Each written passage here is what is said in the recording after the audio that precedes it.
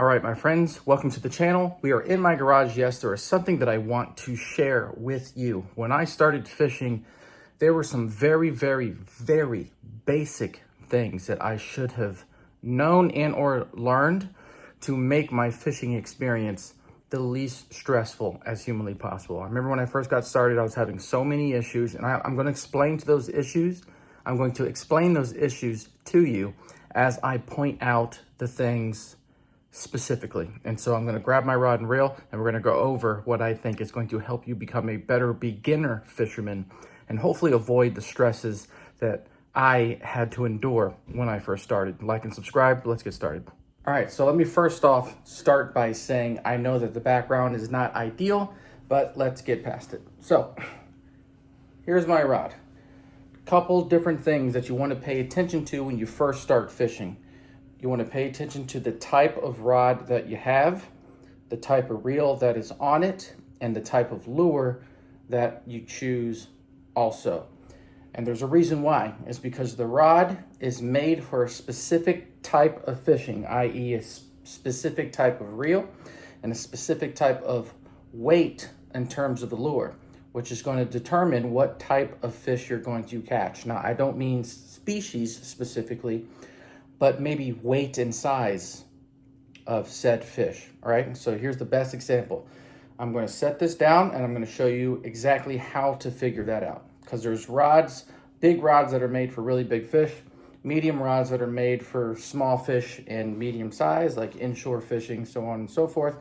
And then smaller rods, kind of like this one, which is made for like panfish, so like your bluegills and things like that, smallmouth bass, smaller bass that are maybe less than 3 pounds, so on and so forth. So I'm going to show you where on the rod you can take a look at that to make sense of it immediately, so it takes a lot of the guessing out of it. So especially if you're a beginner and you don't know what to get, I'm going to show you how you can walk into a store and get it figured out by yourself. All right, so you're taking a look at this. See how it says length is 5.5 feet or 5.6 inches or 5 feet 6 inches, 5.5 feet. So the line weight is 4 to 8 pounds. So that's going to be the test. 4 to 8 pound test is what's rated best for this particular rod. And we'll explain what that means. The weight of your lure can be anywhere from 1/16 at the lowest and 1/4 ounce weight at the highest, and the action is light. So let's go over what all that means. So what that first one means, let's talk about the weight, 4 to 8 pound test. And so the reason why that's important is the line that I have on here, and I'll tell you why I chose what I chose. It's not what's rated on here, but I'll tell you why it's important to follow this and what you can get away with when you decide not to. And so 4 to 8 pound test. And so that's not very strong.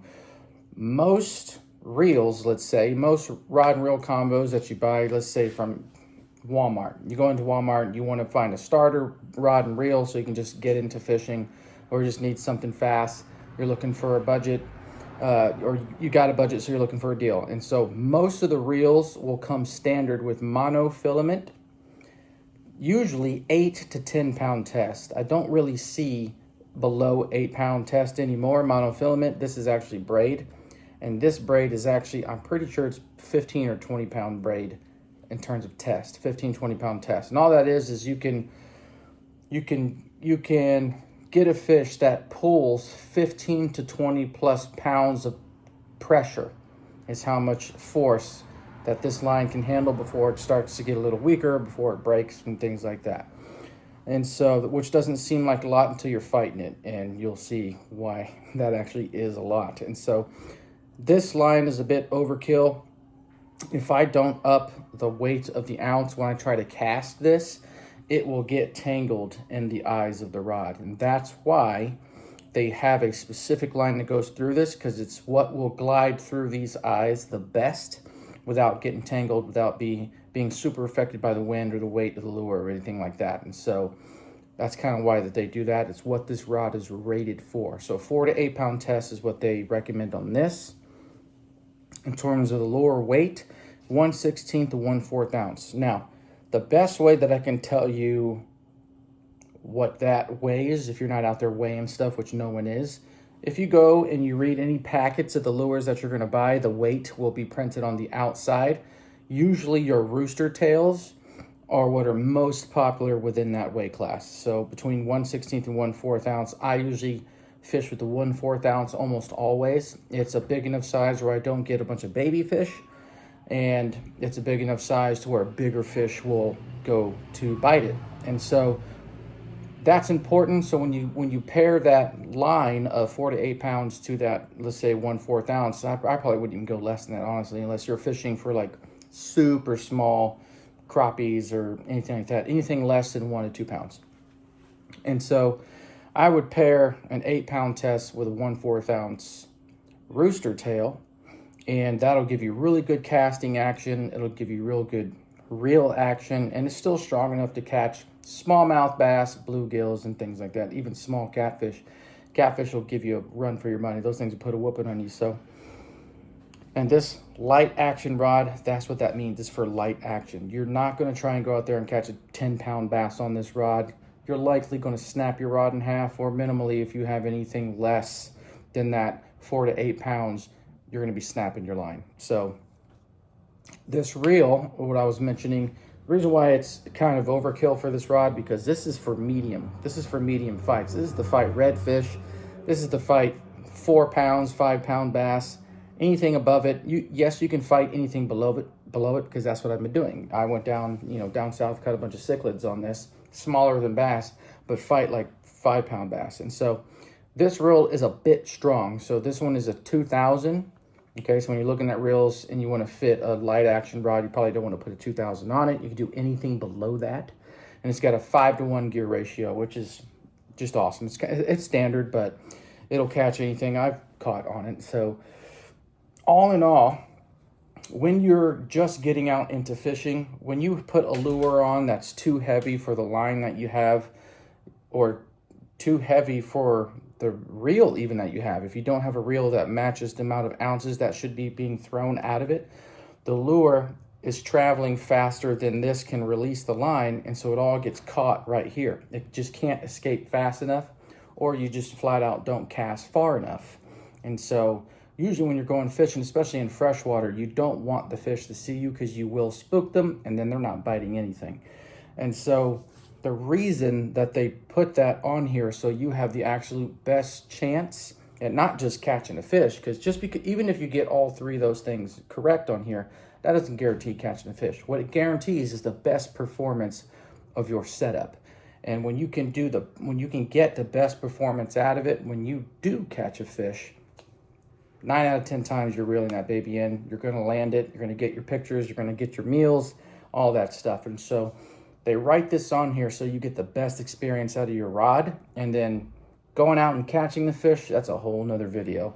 That's a whole nother thing, a whole list of things you got to know and practice. You got to go out and practice. And so when you go out, even online, usually you can zoom in on the pictures and they will have all of that print on here. But I would recommend going and buying your rod in person. Any of your rods, buying in person. Any of your reels, buy them in person. Talk to somebody who might be there, who might know what they're talking about. But if there's nobody around and you've got to do it for yourself, make sure to read that print. It's on every rod that exists, just about. You want to read that. It'll tell you the line that you should use for best experience of the rod. It'll tell you the lure you want to use for best experience with the line and the rod together. And then, of course, if you're getting a medium, ask anybody. They will be able to tell you how to pair a reel with your rod. There's videos all over the place. And so if it's a light, you want to go less than 2,000, you can use the 2,000. Obviously, I do. And I do okay. I could probably change this line because I do get a little bit of hiccups with this that I'm not happy about. So I hope that helps, guys. That's the most basic way to start. Don't worry about what type of lures, all of that. There's so much that goes into it, but if you want to keep it simple, here's the best thing that I'll tell you. Here's pro tip number 1. If you're going to get a light action rod, maybe start with that because they are cheaper most time. Get a light action rod, get a 1/4 ounce rooster tail, and get any type of basic reel that you can get for $20, $30. It's not going to be the most amazing thing. Pair those 3 things together, put 8 to 10 pound test on there. Most of the reels that are being sold already come with it, but if not, 8 to 10 pound test. Yes, you can do monofilament.